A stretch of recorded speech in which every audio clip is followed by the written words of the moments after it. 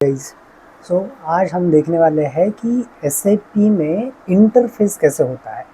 सबसे पहले समझ लेते हैं इंटरफेस का मतलब क्या है। इंटरफेस का मतलब ऐसा होता है कि मुझे अगर SAP to SAP data exchange करना है। एसएपी टू एसएपी का मतलब क्या है, मेरे पास एसएपी के मल्टीपल सिस्टम्स हो सकते हैं। ईसीसी सिस्टम हो सकता है, एस/4HANA सिस्टम हो सकता है, जीटीएस सिस्टम हो सकता है, ईडब्ल्यूएम सिस्टम हो सकता है, बराबर, सीआरएम सिस्टम हो सकता है, एसआरएम सिस्टम हो सकता है। ये एसएपी के अलग अलग सिस्टम्स हैं। सिस्टम्स का मतलब क्या है, अलग अलग इन्होंने क्या करा, बना के रखे हुए हैं, मॉड्यूल्स बना के रखे हुए हैं, बराबर है। जिन मॉड्यूल्स के अंदर जैसे कि एनहांस वेयरहाउस मैनेजमेंट ईडब्ल्यूएम सिस्टम है, जिसमें वेयरहाउसिंग के लिए उन्होंने एडवांस कंसेप्ट, बहुत सारे एडवांस चीज़ें बनाया। ट्रांसपोर्ट मैनेजमेंट वैसा एक मॉड्यूल है।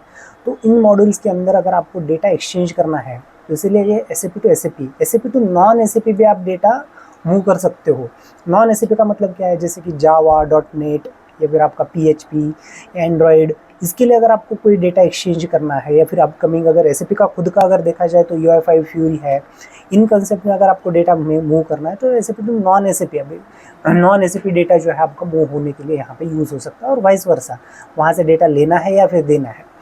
अगर आप देखेंगे तो उसके लिए कौन से फॉर्मेट यूज़ होता है, बापी का यूज़ होता है, BDC का यूज़ होता है, LSMW या फिर IDOC का यूज़ होगा, बराबर है। और ये जो है CXV फाइल, टेक्स्ट फाइल में या फिर XML में या फिर SEX12 बोल के कंसेप्ट है, उससे जाता है। ये थोड़े से रिस्की फॉर्मेट्स है, बिकॉज ये आप बोल सकते हैं नेकेड डेटा जाता है, मूव हो जाएगा one system to another system, तो डेटा लीक होने के चांसेस थोड़े से बढ़ जाते हैं। इसलिए बहुत बार प्रीफर्ड जो समझा जाता है वो नेक्सस सिस्टम समझा जाता है, जिनमें अगर आप देखेंगे तो पी आई और एक्सआई सिस्टम का यूज़ करके, डेटा जो है आप क्या कर सकते हो, एसएपी के अंदर इंटरफेस कर सकते हो, इंटर एक्सचेंज कर सकते हो, एक दूसरे सिस्टम के साथ लेना देना आप कर सकते हो, बराबर। इसमें अगर आप देखोगे तो अगर पीओ करनेट के लिए 805 का यूज़ होता है, उसे आपका क्रिएट होता है परचेस ऑर्डर या फिर सेल्स ऑर्डर अगर आपको क्रिएट करना है। 8010 ये इनकी ये कोडिंग वर्ड्स है, जो कि कोडिंग वर्ड्स है नेक्सी के, जिससे आपका डेटा क्या हो जाता है समझ में आएगा कि लेट से 850 फॉर द सेल्स ऑर्डर और परचेस ऑर्डर क्रिएट करे लिए, इनवॉइस स्टैंडर्ड क्रिएट करना है तो 810 है, या फिर 856 फॉर शिपिंग है, 855 फॉर द ऑर्डर एक्नॉलेजमेंट है, 862 फॉर द डिलीवरी है।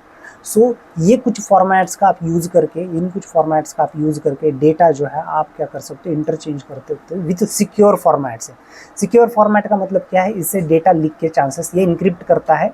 ये ऐसी एक इंक्रिप्शन फॉर्मेट है जिससे डेटा जो है इनक्रिप्ट होकर properly securely one system to another system provide करने के लिए प्रोवाइड किया जा सकता है। बट इसकी वजह से अगर आप देखेंगे तो लैंडस्केप जो है वो बढ़ जाता है। मीन्स एसएपी आएगा यहाँ पे, और ये एसएपी से डेटा जो है नॉन एसएपी में जाने के लिए आपको यहाँ पे एडिशनल सिस्टम्स लगाने पड़ेंगे इन बिटवीन। अगर आप देखेंगे तो नॉन एसएपी अगर मेरा कोई सिस्टम है तो इसके इन बिटवीन में आपको जो है एक्स्ट्रा सिस्टम यहाँ पे लगाना पड़ सकता है। कौन सा है, जैसे कि अभी मैंने यहाँ पे बताया था कि ये यहाँ पे आपको टेक्स्ट फाइल, इसके लिए आपको एक एडिशनल कोई एक बॉक्स बिठाना पड़ेगा, सर्वर बॉक्स रहता है जिससे आप ये फाइल्स यहाँ पे ड्रॉप कर सकते हो। बट ये रियल टाइम नहीं रहेगा, ये टेक्स्ट फाइल ये सब रियल टाइम नहीं रहता है। रियल टाइम में के लिए आप अभी के रिसेंट अगर आप देखोगे विथ सिक्योर फॉर्मेट के साथ अगर आप देखोगे तो ओ डेटा सबसे पॉपुलर है अभी के करंट सिनेरियो में। ओ डेटा है, ओ डेटा से आप डेटा एक्सचेंज कर सकते हो from one system to another system. ये एक सिक्योर फॉर्मेट अभी केस में अवेलेबल है। IDOC तो पहले से ही है, EDI IDOC पहले से ही है।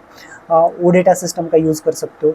सोआ मैनेजर अवेलेबल है, सोआ मैनेजर से भी हम डेटा जो है वो एक्सचेंज कर सकते हैं in between the two systems में। तो ये सारे फॉर्मेट से क्या हो जाता है, वन सिस्टम अनदर सिस्टम। और ये होता है जैसे कि शिपिंग है, बराबर। आप अगर अपने अमेज़ॉन पे भी देखा होगा कि अमेज़ॉन पे क्या होता है, अगर आप कोई अमेज़ॉन पे ऑर्डर देते हो तो अमेज़ॉन का ऑर्डर डिलीवर करने के लिए थर्ड पार्टी कोई उनके भी कंपनीज होती है, वो क्या करती है, वो लोकेशन भेजते हैं। तो आप कोई ऑर्डर करते हो तो उस ऑर्डर पे जाके होते हो तो ट्रैक ऑर्डर करते हो, तो जब वो ट्रैक ऑर्डर करते हो आप वहाँ पे डिटेल्स आते हैं कहाँ से आ रहे हैं। तो ये सारी इन्फॉर्मेशन एसएपी में भी फ्लो हो सकती है, तो उसके लिए आपको ये शिपिंग नोटिफिकेशन का यूज़ किया जा सकता है।